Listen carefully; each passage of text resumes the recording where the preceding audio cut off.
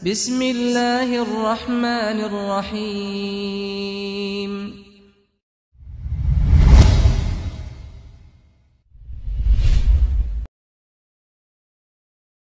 Bismillah, wassalatu wassalamu ala rasulillah wa ala alihi wa sahbihi wa mawalah. Jamaah rahimani wa rahimakumullah. Ma'lumatun indal udhiyah. Ada beberapa catatan penting, yaitu ketika pelaksanaan kurban atau penyembelihan, yang menjadi banyak kesalahan di masyarakat jamaah. Yang pertama yaitu tentang bai'ul juludil udhiyah au syai'un minhu, yaitu bagaimana hukum jual beli dari kulit ataupun bulu ataupun tanduk dari binatang kurban, baik domba ataupun sapi. Maka Nabi SAW dengan tegas beliau bersabda dari Abu Hurairah radhiyallahu an, "Man ba'a jildal udhiyati fala udhiyatalah." Nabi SAW bersabda, "Man ba'a," barang siapa seseorang menjual jildal udhiyati, kulit dari binatang kurbannya, fala udhiyatalah, maka tidak sah kurbannya. Ini ya. Jadi ketika menjual kulit dari binatang kurban, sahib kurbannya, maka kurbannya tidak sah. Terus bagaimana kalau dengan panitia kurban?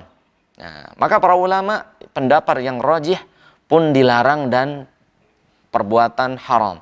Ini ya. Bahkan para ulama salaf dengan tegas mengatakan bahwasannya binatang kurban milik Allah, haram dijual belikan. Adapun ketika kulitnya sudah diserahkan ke fakir miskin yang berhak, kemudian fakir miskinnya ini menjual misalnya, maka dibolehkan. Adapun pemilik kurban ataupun panitia kurban, maka hukumnya haram. Misalnya contohnya dijual untuk membeli plastik ataupun membayar dari jagalnya dengan kulit ataupun kepalanya. Ini pun dilarang oleh Nabi SAW. Sebagaimana hadis riwayatkan Ali bin Abi Thalib, Nabi SAW naha ayyu'tiyal jazara syai'an minal udhiyah. Bahwasanya Nabi SAW beliau melarang dengan tegas kepada sahabat Ali bin Abi Thalib untuk memberikan bagian tertentu dari binatang kurbannya kepada jagal sebagai upah. Ini hukumnya dilarang oleh Nabi SAW. Jadi yang pertama, kita tidak boleh menjual belikan kulit ataupun sebagian dari binatang kurban, ya, dijual baik ke pengepul ataupun ke orang yang membutuhkan, maka hukumnya haram, tidak boleh. Karena semuanya sudah lillahi ta'ala, milik Allah subhanahu wa ta'ala. Tinggal diberikan saja, gratis gitu ya. Begitu juga dilarang membayar, yaitu jagal dengan sesuatu bagian dari binatang kurban. Contohnya kulitnya ataupun tanduknya ataupun kepalanya ataupun kakinya, ini sebagai bayaran hukumnya haram. Namun kalau hadiah boleh. Baik ya. Wallahu a'lam bishawab. Catatan yang kedua, jamaah yang dimuliakan oleh Allah Subhanahu wa taala, hukum al-udhiyah al-makhsusah. Bagaimana dengan hukum berkurban makhsusah, yaitu dengan orang tertentu. Tahun ini anak pertama, tahun besok anak kedua, tahun besok anak ketiga, dan seterusnya. Maka yang benar, wallahu a'lam bishawab, sebagaimana yang dilakukan oleh para sahabat ridwanullah alaihim ajma'in, dari Abu Ayyub al-Ansari radhiyallahu an, para sahabat diriwayatkan, kana ar-rajul fi ahdi Rasulullah sallallahu alaihi wasallam yudhi bisyah anhu wa an ahli baitihi. Ya. Diriwayatkan oleh Abu Ayyub al-Ansari radhiyallahu anhu bahwasannya di masa Nabi alaihi salatu wasallam, kana ar-rajul, yaitu seorang kepala rumah tangga, seorang suami, seorang ayah, yudhi bisyah, yaitu menyembelih satu ekor domba, lahu, untuk dirinya, wa an ahlihi, dan juga diniatkan untuk satu keluarganya. Nah, jadi ini yang dilakukan oleh para sahabat ridwanullah alaihim ajma'in. Adapun yang dilakukan yaitu tahun satu ibunya, besok istrinya, besok anaknya, pertama, kedua, ketiga, tetap sah. Namun yang sesuai dengan tuntunan Rasulullah SAW, yaitu atas nama kepala rumah tangga, diniatkan untuk keluarganya, baik yang hidup ataupun yang telah mati. Allahu a'lam bissawab. Catatan ketiga, jamaah Allah Subhanahu wa taala, yaitu tariqatul udhiyah. Memperbaiki cara menyembelih binatang kurban. Dari sahabat Syaddad bin Aus radhiyallahu anhu, Nabi alaihi salatu wasallam, beliau bersabda, "Idza dzabhtum fahsinu dzibhah." Ya, ketika kalian menyembelih, maka perbaikilah tata cara menyembelih kalian. Ya, tata caranya diperbaiki. Yang kedua, wal yuhid ahadukum syafratahu. Dan yang kedua, tajamkan pisau setajam mungkin, jemaah. Karena ada sebagian yang pisaunya tumpul sehingga menyakiti binatang tersebut. Bahkan na'udzubillah, ada binatang yang kurban yang disembelih hidup kembali. Ini satu penyiksaan. Innallaha katabal ihsana ala kulli syai'. Karena Allah menetapkan, mewajibkan kepada kita untuk berbuat baik kepada segala hal. Terutama dalam bab ini adalah bab menyembelih. Kita bagaimana agar binatang ini tidak tersiksa. Ya. Jadi ada yang menyembelihnya sampai berkali-kali, menyiksanya. Na'udzubillah. Padahal yang dianjurkan semakin cepat, itu semakin baik. Ya. Selama wadijan dan hulkum terpotong. Ya, wadijan itu urat kanan dan kiri, wal hulkum, dan juga tenggorokan terpotong. Ya. Namun jangan sampai berkali-kali, karena ini termasuk menyiksa binatang tersebut. Na'udzubillahi, tsumma na'udzubillah min dzalik.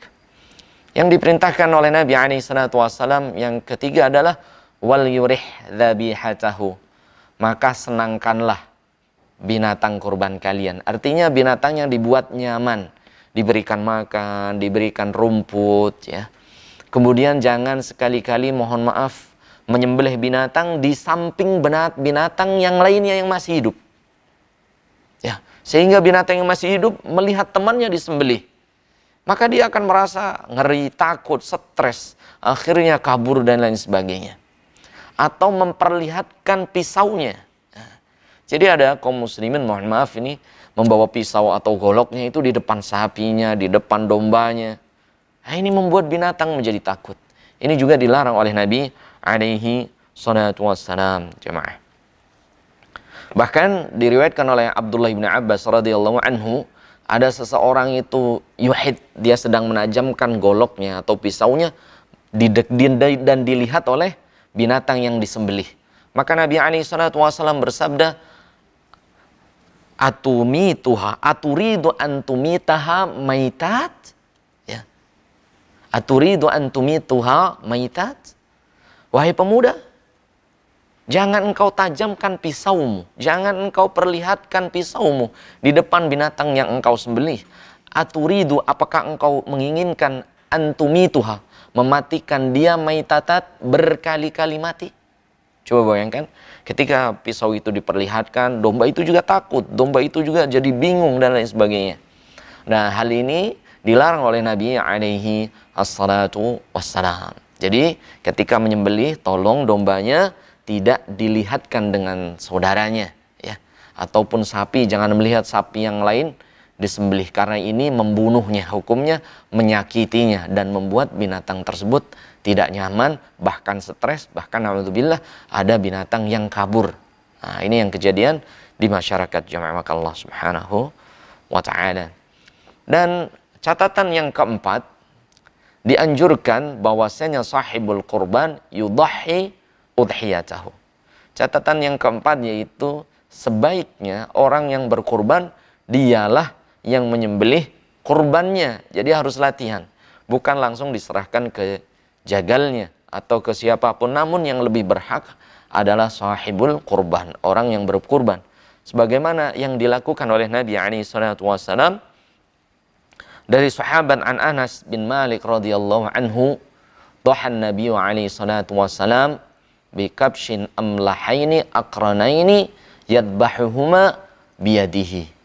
Bahwasanya Nabi SAW menyembelih seekor domba, ya, yang warnanya putih bersih, ada hitam-hitamnya, yang bertanduk indah.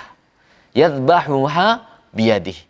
Rasulullah SAW menyembelih domba itu dengan tangannya sendiri. Nah, jadi Rasulullah SAW menyembelih dombanya dengan tangannya sendiri. Oleh sebab itu kita anjurkan kaum muslimin untuk berlatih menyembelih domba ya sendiri-sendiri ya. Nah, karena kita dilatih untuk meningkatkan tasji', yaitu rasa berani, karena kita nanti ada na'udzubillah misalnya terjadi perang antara kaum muslimin dan orang-orang kafir, ya kita bagaimana mau berperang, menyembelih ayam atau menyembelih sapi ataupun domba saja kita takut, bahkan ngeri, ngelihat darahnya ada yang sampai pingsan. La haula wala quwwata illa billah. Jadi diajarkan kita untuk menyembelih kurban kita sendiri sebagaimana yang dilakukan oleh Rasulullah sallallahu alaihi wa ala alihi wasallam. Catatan yang kelima yaitu ada yang bertanya mana yang lebih utama, berkurban dengan 1/7 sapi atau dengan domba ya. Dalam berbagai riwayat bahwasanya Nabi alaihi salatu wasallam selama hidup beliau itu yang dikorbankan setahu ana ya Allah alam yaitu domba ya. Namun mana yang lebih utama, sapi atau domba? Lebih utama domba kalau sapinya 1/7 dan dombanya 1. Namun kalau sapinya 1 jelas lebih utama, yaitu dengan sapi. Wallahu alam bisawab. Bahkan Nabi Ibrahim alaihissalam di surat Safat, surat ke-37, ayat 107, wa fadainahu bidzibhin azim. Dan kami ganti kurban Ibrahim alaihissalam yang sebelumnya anaknya Ismail alaihissalam bidzibhin azim dengan sembelihan yang agung, yaitu seekor domba. Jadi yang lebih utama adalah berkurban dengan seekor domba. Allahu a'lam bishawab. Catatan yang keenam, ada yang bertanya bagaimana ciri domba Rasulullah sallallahu alaihi wasallam. Diriwayatkan oleh Ummul Mukminin Aisyah radhiyallahu anha bahwasannya kabsyu Rasulullah sallallahu alaihi wasallam, bahwasanya Nabi SAW mempunyai domba yang pertama akron, yaitu bertanduk. Yata'u bisawat wa yabruku bisawat wa yanzuru fissawat. Bahwasanya dombanya Nabi SAW yata'u bisawat, ya, di kakinya ada warna hitam. Wa yabruku bisawat, di perutnya ada warna hitam. Wa yanzuru fissawat, dan di mukanya ada warna hitam ya. Jadi dombanya Rasulullah SAW sekali lagi yata'u bisawat, di kakinya ada warna hitam, wa yabruku bisawat, di perutnya ada warna hitam, wa yanzuru bisawat, dan di matanya ada warna hitam. Kemudian akron artinya punya tanduk yang indah. Jadi kalau kita mendapatkan domba, kita milih, ada kesempatan milih, bisa milih yang warna ini adalah domba yang disembelih oleh Rasulullah SAW sebagaimana riwayat oleh Ummul Mukminin Aisyah radhiyallahu anha. Allahu a'lam bishawab. Semoga menjadi ilmu yang bermanfaat. Aqul qouli hadza wa astaghfirullah li wa lakum. Wassalamu alaikum warahmatullahi wabarakatuh.